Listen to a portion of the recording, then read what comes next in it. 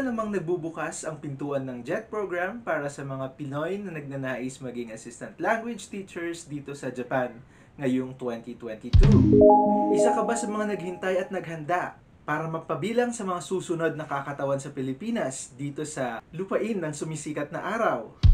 At dahil bukas na nga ang pasahan ng application, magpapasa ka na ba agad-agad? Excited masyado? Pero bago mo ipadala ang iyong mga papeles sa JICC or sa JET Philippines Screening Committee, panoorin mo muna ang video na to. Baka may matutunan kang bago na maaaring ikaganda o ikalakas ng iyong application para mag-advance sa susunod na stage ng screening process. Unang paalala, syempre basahin mo muna ang post or ang announcement para sa opening ng application sa website ng Embassy of Japan to the Philippines or pwede din sa Facebook page nila. Bakit? Siyempre, nandun yung guidelines, yung application procedures, yung application forms, at yung iba pang mga reminders tungkol sa application process. Siyempre, bago ka naman sumabak sa kung anong laban, siguraduhin mo muna na alam mo yung pinapasok mo, di ba? At kung paano ka magkaroon naman ng laban sa mga daan-daang katulad mo na naghihintay bago magbukas ang application ng JET program for the next batch. Kumbaga, magkaroon ka din naman ng game plan para hindi sayang yung effort at yung oras at yung, syempre, yung pera mo na din, di ba? So, pangalawa, dahil binasa mo ang post sa embassy website, basahin mo na din yung guidelines. At i-check, syempre, kung pasok ka sa mga requirements para makapag-apply ka. At para sa ikakapanatag nating lahat, uulitin ko na lang yung mga requirements na makikita din naman doon sa announcement nila sa website at nakalagay din doon sa attached na guidelines. So yung first requirement, dapat you are interested in Japan and be willing to deepen your knowledge and understanding about Japan, Japanese culture. And of course, you must be motivated to participate, to take part in international exchange activities sa local community na papasukan mo kapag natanggap ka doon sa program. And syempre, you should make an effort to continue studying or to start studying Japanese language. And then number 2, you must be both physically and mentally fit or healthy. Number 3, you must be willing and able to adapt to living and working conditions here in Japan. Number 4, importante to, you must hold a bachelor's degree in any field.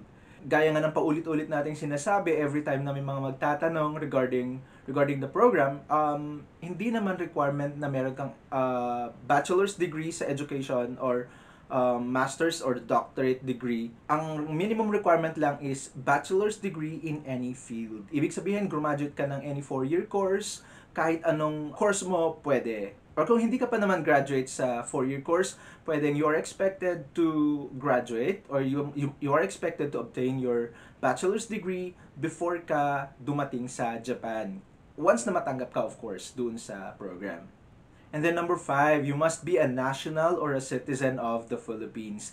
Dahil we're talking about JET Program Philippines, syempre, ang pinag-uusapan natin dito ay bilang residente or you hold, a nationality na sa Pilipinas nga. So, ibig sabihin kahit nasa abroad ka, nasa ibang bansa ka, for as long as your nationality, yung passport mo is still a Filipino, you are qualified to apply for the program.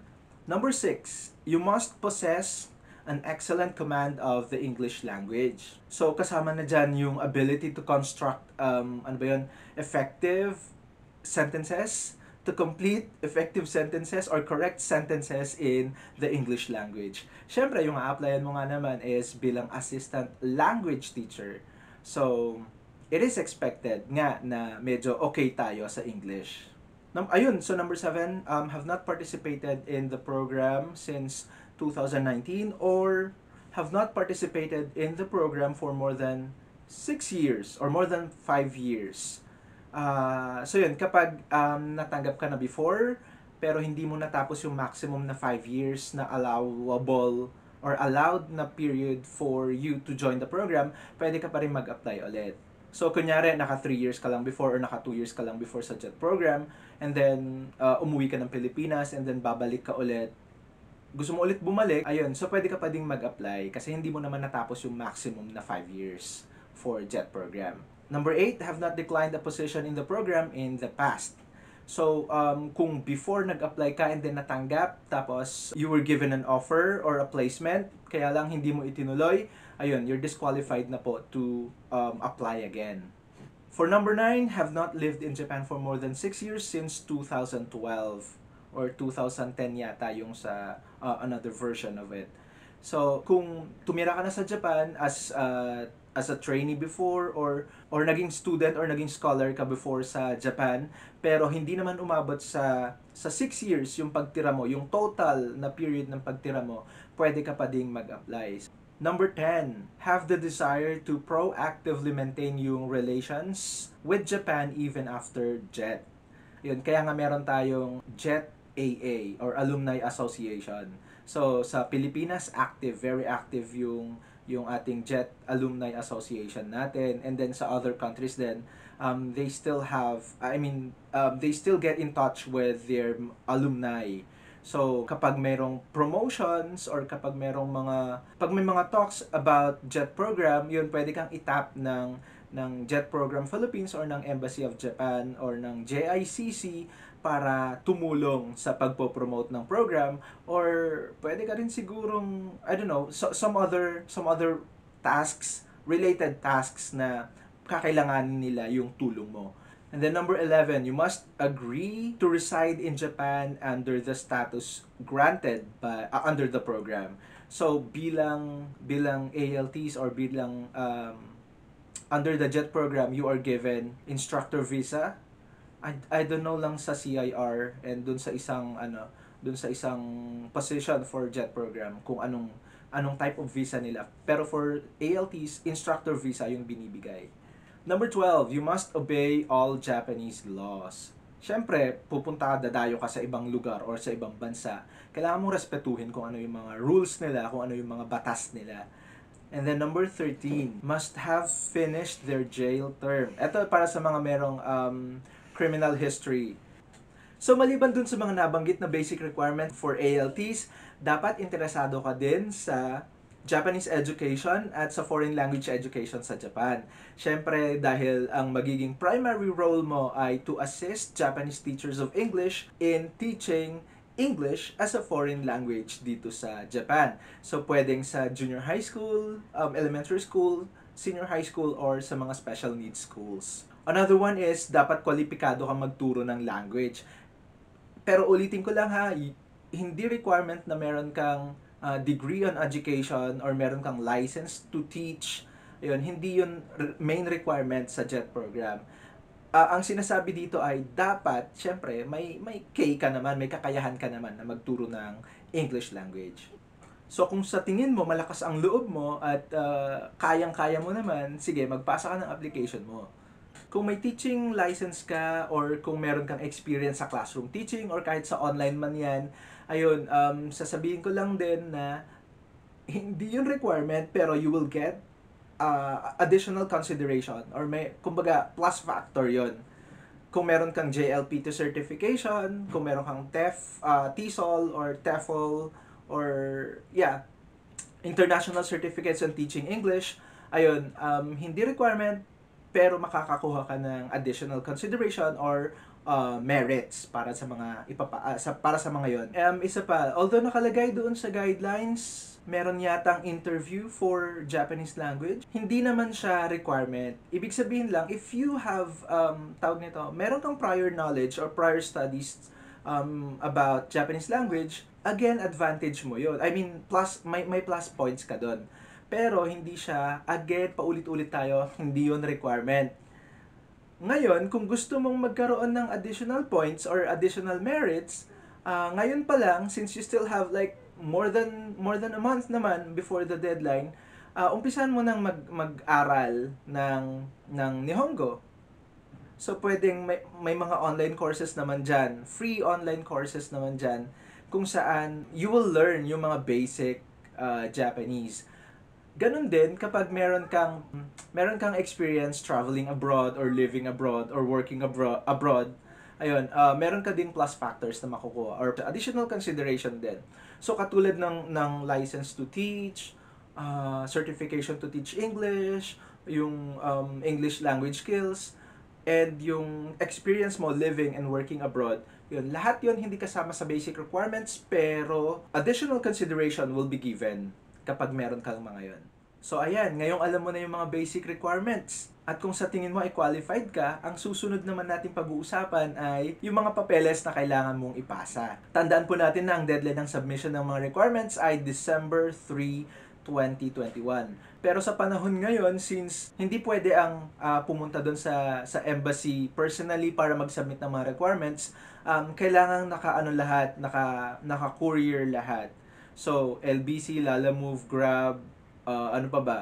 JRS, kung ano yung pinakamalapit sa'yo or pinaka-convenient sa'yo na paraan para magpasa at magpadala ng requirements mo, ayun, yun yung gagamitin at yun lang yung ina-accept nila sa ngayon sa mga applications for JET program. Pero make sure na like a week before or even 2 weeks before na ipadala mo na yung mga requirements mo kasi hindi mo alam kung gaano katagal yung aabutin bago dumating sa embassy or dun sa JET Program Philippines screening committee ng mga requirements mo. Syempre ayaw mo naman ng malate, di ba? Yun, sayang naman yung pinaghirapan mo. So, mark your calendars na lang for the deadline. So, as for the requirements, yung 9 important documents na kailangan mong ipasa for the JET program application, meron akong separate video about that. I mean, ginawa ko siya last year.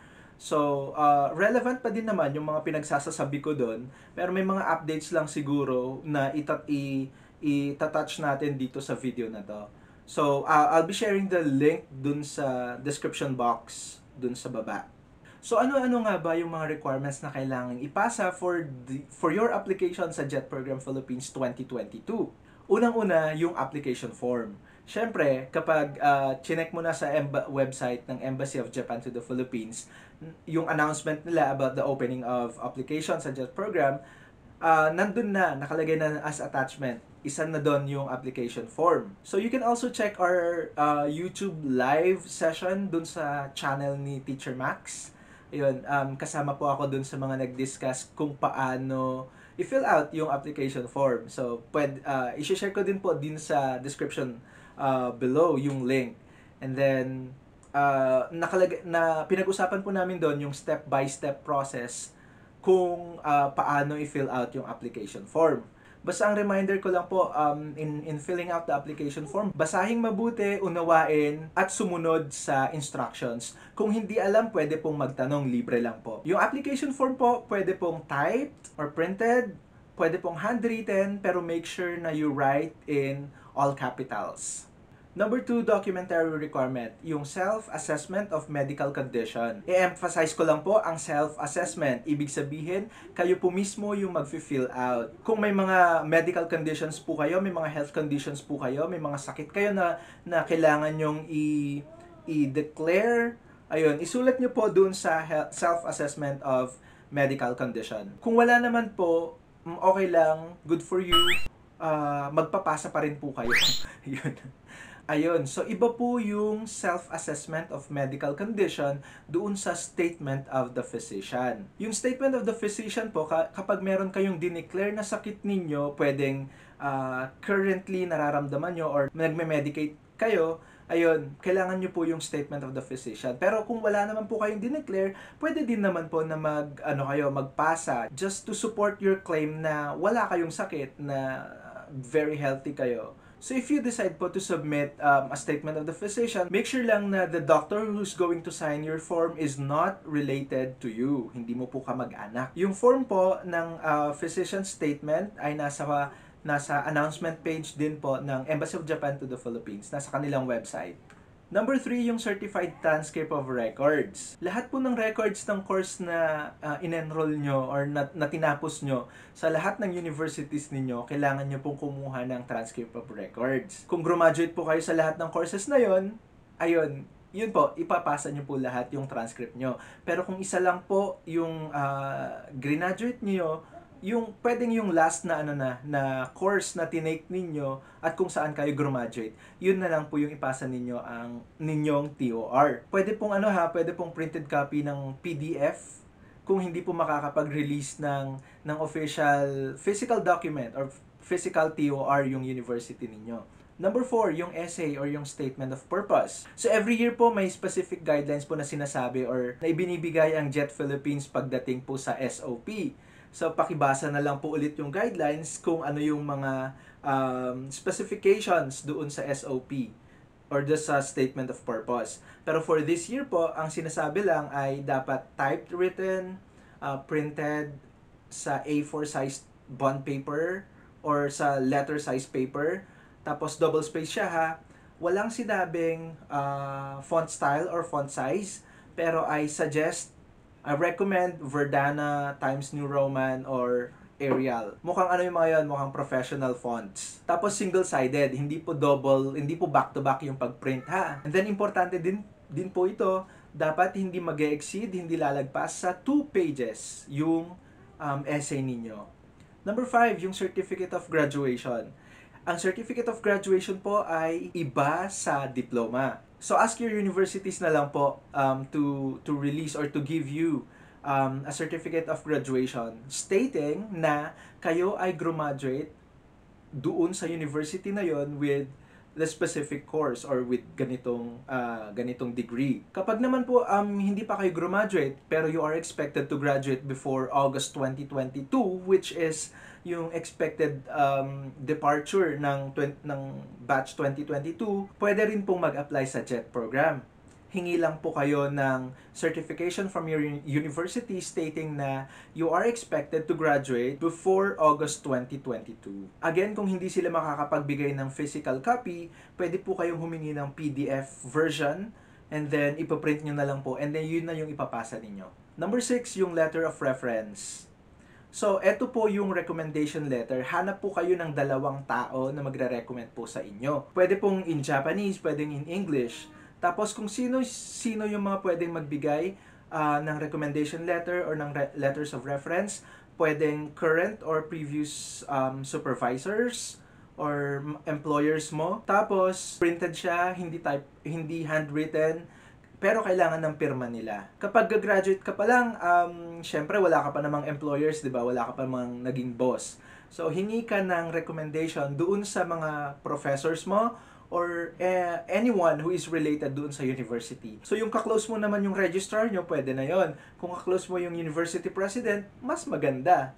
'Di ba? University president na yun eh. And reminder lang po, wag sa mga colleagues or sa mga co-teachers or sa mga katrabaho or sa mga kapwa mo estudyante, ganun. So, dapat superiors. Mga previous bosses or yung mga previous supervisors. Pwede din current kung okay lang sa kanila na, or okay lang sa inyo na malaman nila na mag-a-apply kayo sa JET. Number 7, teaching or language proficiency qualifications. Kapag licensed professional teacher po kayo, yung pwede na po yung PRC license ninyo, yung photocopy niya, or yung certificate of rating ninyo sa inyong licensure exam. Kapag may TESOL or TEFL certificate kayo, pwede din po yun. I-photocopy nyo lang po yung mga yon. And for the Japanese language proficiency, pwede po yung JLPT certificate. Kahit anong level pa yan, basta JLPT passer kayo, isama nyo din po yung certificate nyo. Kung wala ka namang JLPT certificate, ang alam ko meron ng J-test ngayon under the Japan Foundation. So, try mo na ding ipasa yung J-test results or yung certificate mo sa J-test. Kung wala ka ng kahit alin dyan, like yung teaching certificate or yung language certificate, okay lang po yun. Don't worry. Basta ayusin na lang po natin. I-work out na lang po natin yung ibang mga qualifications natin. Number 8, yung documents showing your nationality. Syempre dito po photocopies lang din yung kailangan dito. Unang-una diyan yung passport. Pero kung wala ka namang passport, okay lang. Mag-apply ka na lang ng passport mo after mo magpasa ng application mo or kapag natanggap ka na sa program. May mga ibang documents pa naman po. Yung birth certificate mo, pwede po yun. Or yung NBI clearance yata or police clearance, meron din yatang certificate din, meron din yatang nationality na nakalagay doon. Ang alam ko, pwede din po yung mga yon. So, kahit anong official document po kahit anong official or legal document may nakalagay na nationality ninyo. And number 9, for criminal record, ipapasa mo lang to kapag meron kang criminal history. Kung wala naman po, hindi mo na po problemahin.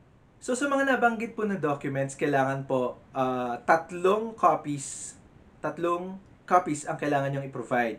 Isang original at 2 photocopies. Except doon sa certificates of teaching qualification or yung sa language proficiencies. Language proficiency certificates. So, ang kakailangan mo lang ay 3 photocopies ng mga certifications na yon. So, kapag kompleto na itong mga 9 requirements na to or itong mga documents na to, ilagay mo lahat sila sa separate na brown envelope or transparent envelope. Isang envelope kada isang set. Or pwede din yatang i-clip mo na lang silang lahat. Ayun, reminder pala, wag kayong mag-staple. Bawal po ang staple documents. So, yun, pwedeng i-clip mo na sila lahat. Pag samasamahin mo na, i-clip mo na 3 sets and then ilagay mo sa isang brown envelope or sa isang transparent envelope. Anyway, ipapadala mo pa din naman sila using courier. So, sa LBC naman or sa Grab, meron namang envelope para dun sa mga yon. So, magsasama-sama pa rin naman po sila doon. So, yun po yung mga basic requirements and yung mga documents na kailangang ipasa para sa 2022 Jet Philippines application. So, ayun na nga. Pwede mo nang simulan ang pag-gather ng mga requirements mo at pag-fill out ng mga forms. And don't forget the deadline. It's December 3, 2021. At hindi pwedeng magpasa ng personal sa embassy or sa JICC. Ipapasa mo siya or ipapadala mo siya yung application, yung requirements mo through courier. So good luck and thank you for watching. I'll see you again next time.